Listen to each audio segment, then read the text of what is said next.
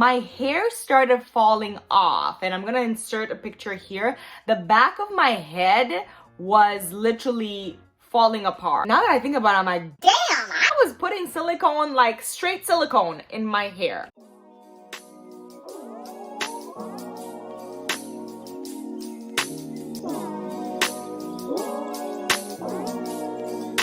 Hi girlfriend, welcome back to my channel. It's your girl naturallyeve, and on this channel I talk about natural hair, transitioning hair, health, wellness, and all things beauty. So today I want to talk about the differences between transitioning and natural hair, because I've been getting a lot of questions from a lot of you who are actually on the fence about transitioning.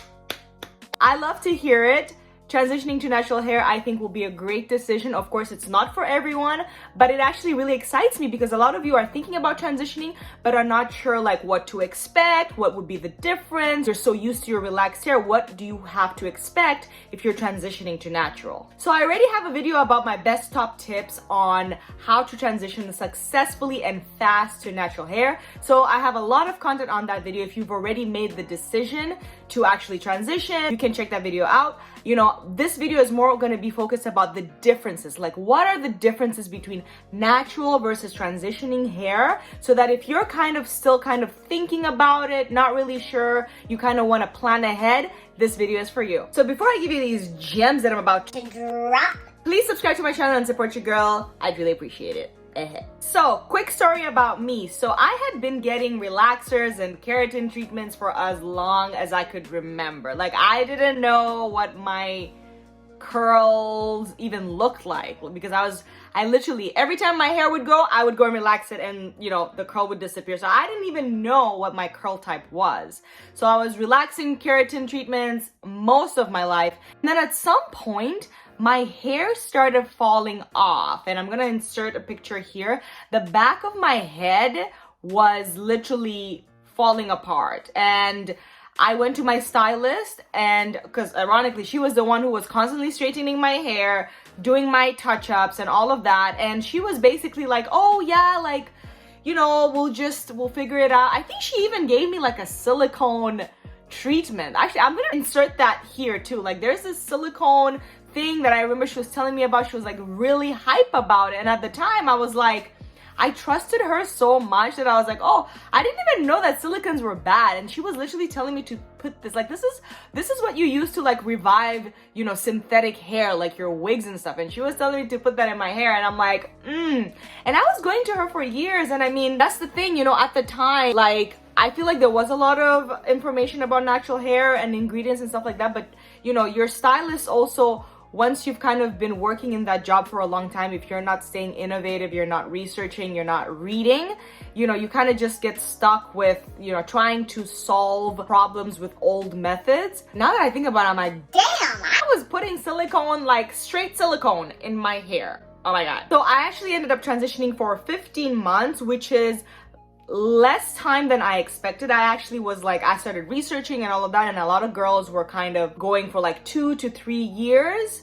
Apart from those who just did the big chop right away. Like, I was not that brave. Imagine just having some kind of length. It's not like my hair was like down to my back, but I always had some kind of like length. And so for me, it was really daunting to like just chop it all off. So I really wanted to get to a length where I was comfortable. So that's why I gave myself 2 to 3 years. But actually, I ended up researching, and I ended up, you know, getting a lot of tips for myself that were actually working. And I ended up cutting that time to 15 months. Pat on the back, pat on the back. I'm really proud of myself for that. So before we get into the differences between relaxed hair and natural hair, I just want to say that I have no bias against relaxed hair. Like, if you relax your hair, if you keratin treat your hair, if you perm your hair, do you, boo? There is no bias over here. There's no hair that's better. Like, you do your own thing. Whatever makes you feel beautiful, happy, easy to manage, like, that is up to you. I am just sharing my experience, okay? Because having been through relaxed hair, keratin hair most of my life, I can really see the difference between, you know, my relaxed hair and my natural hair. And I just want to share the difference. So this is my experience, but you can say with your relaxed hair, there is no bias over here. Okay. So the first difference between natural and relaxed hair is the texture. So of course, when you're relaxing your hair, you're literally altering the natural curl pattern that's growing out of your scalp. You're literally taking this chemical that is basically going to make your hair straight, and depending on how long you keep it in for, like I know some stylists are like, you keep it in until that thing starts to burn. Now thinking about it, like, oh my God, like my scalp be burning. Like I have a serious PTSD from relaxer. I literally would mentally prepare to have burns on my scalp, like legit. And the thing is, most stylists, they'll be like, oh, put in the relaxer, and then they'll take that olive oil sheen spray. I don't know, relaxed people probably know what I'm talking about. But when it starts burning, they'll spray that so that the burn can kind of calm down. And oh my God. Let me get back to the point. What is the point? Texture. Texture is the point. With relaxed hair, you're literally altering your curl pattern so your hair is straighter. And depending on how long you leave the relaxer in for, how often you get your retouches, you probably have like a wave. Like I used to not leave it on for too long. At some point I switched from relaxers to keratin treatments. So it's a bit of a looser curl, but it's not like bone straight. Some people like to go straight. So that's the texture. With natural hair, it's just the hair growing out of your scalp. There's no, your texture is your texture. And I have a video about the different curl types, so you can check that out to figure out, you know, what your curl type is if you don't know yet. The second difference is maintenance. So again, with relaxed hair, you're going into the salon or you're doing it at home, which I've never done it at home, so I just don't trust myself. I never trusted myself to do it at home. It just seems so complicated, and I'm always paranoid that like my hair will fall off and burn off. But the irony is it started breaking off anyway. But yeah, with relaxed hair, you are literally 6 to 8 weeks, give or take. You're going in, you're doing your touch-ups because your natural curl is growing out of your scalp, and then the rest of your hair is straight from the previous relaxer. So in order to maintain that same kind of texture, you need to maintain it and go back to the salon or do it at home every 6 to 8 weeks. With natural hair, like I find there isn't much maintenance. Like I would say maybe in terms of maintenance is your trims. Like if you need to go to the salon, I know some people do their trims at home as well. But yeah, I would say in terms of maintenance, natural hair is like trims, deep conditioning, but like not really, because that should be part of your routine anyway. But that's pretty much it with maintenance. The third difference is routine. So when I had relaxed hair, I remember my routine was basically I would, if I'm not going to the salon or anything, I would blow dry, I would wash, condition, and then I would blow dry my hair. I wouldn't even use a heat protectant, girl. Like, I was a mess. I would blow dry my hair, straighten it, and that will be like my prep for the week. And I won't straighten it until the following week. And my hair was pretty good at staying, you know, wavy, straight. Like I feel like I did a good job of not straightening it too much, but I mean, now that I know, it's like on a weekly basis, like it's a lot. And then during the week, I would basically moisturize it with like pink lotion, olive oil, like that. I'll insert a picture of the bottle that I'm talking about. But basically, that's what I would moisturize my hair with. And that's pretty much it. That's all I did. And now with natural hair, I feel like I am so much more diligent. Like when I was relaxed, I don't think I deep condition that often. Like I think my main deep conditioner is when I like go to my hairstylist. She'll do like a protein treatment and stuff like that.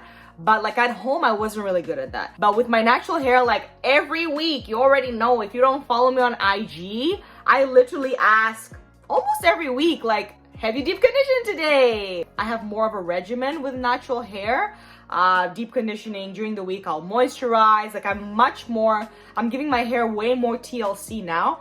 But with that being said, that's not to say that relaxed hair, you don't need to actually have a regimen. I think, if anything, deep conditioning is even more important for relaxed hair because you're already altered the curl pattern. So I feel like your hair is already in like a fragile state. So I feel like you need to deep condition even more when you're relaxed. So I think I could have done a better job when I was relaxed to actually, you know, deep condition and moisturize and all of that. I could have done a way better job. And maybe I would have prevented my hair from falling off and all of that. but it is what it is. But yeah, whether you relax or natural, I feel like you should still have a routine. Personally, I didn't do a good job of that.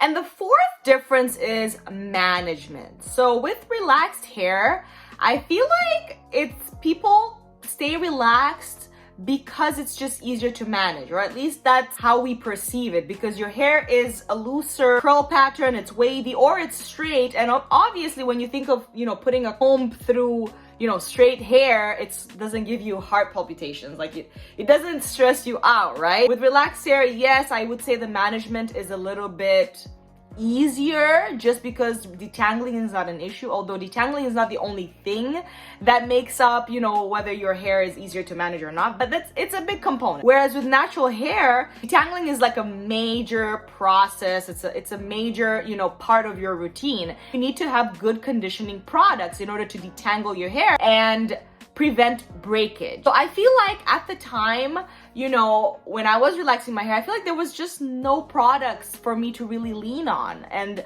I feel like that's probably why I would just retouch all the time, because there was just no conditioning products, or at least I didn't look. I would say, I probably just didn't look into it, because at some point the natural hair movement started, and I don't even know where I was. Where was I? I was in university and I was busy studying. I guess it just didn't dawn on me to stop doing what I'm doing, kind of thing, So I would say management for sure. Relaxed hair seems to be easier to manage because it is a looser curl pattern, but with natural hair, detangling is a major process. So you need to find a product that works for you based on your curl pattern, your porosity, all of that stuff to help you manage your hair a little bit easier. And the fifth and final difference between relaxed and natural hair is hair color. So with relaxed hair, you've altered your curl pattern. So you've actually opened up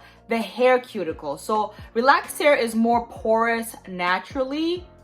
The irony. It's more porous in terms of like when you put color in, the color absorbs like that. Like it absorbs the color really, really fast. Like I remember I used to relax my hair and I loved getting highlights, and literally it will take like a couple of minutes, maybe even seconds. No, not seconds.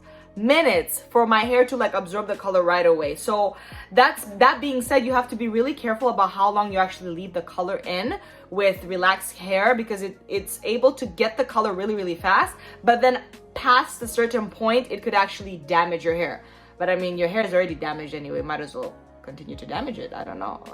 And then with natural hair is non-porous, so the hair cuticle is probably a little bit tighter. Again, this all depends on your hair porosity as well, but in general your hair cuticle is still kind of intact, and so hair color may not penetrate as fast, so you might have to wait a little bit longer in order for your hair to actually catch the color. So there you have it, folks. Those are the key differences that I have seen based on my personal journey between being relaxed and then transitioning and then going into being natural. Let me know in the comments below if you see any other differences. If you've gone through a similar journey, let me know what other differences you see as well. And please, let's be kind in the comments. I am not here to preach that natural hair is better than relaxed hair. That is not what I'm here to do. Hair is such a personal choice, and whatever you decide to do with it is up to you. Whatever makes you feel beautiful and whole. Let's spread positivity and love for all hair, not just natural hair or relaxed hair. If you like this video and you found it helpful, please go ahead and give it a thumbs up, like, comment, share, and subscribe to my channel so that I continue to make amazing videos for you guys. Until next time, keep it naturally.